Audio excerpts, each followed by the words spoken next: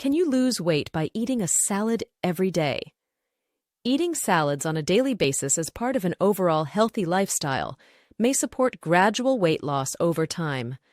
This is because leafy greens are low in calories and high in volume and fiber, which will keep you satisfied for longer. Salads, made with a variety of fruits and vegetables, make the perfect healthy lunch or dinner.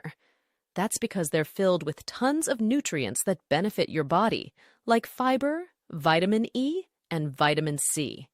These nutrients can work to lower your blood sugar, regulate cholesterol levels, and help you lose weight. So, here's healthy fat-burning salad.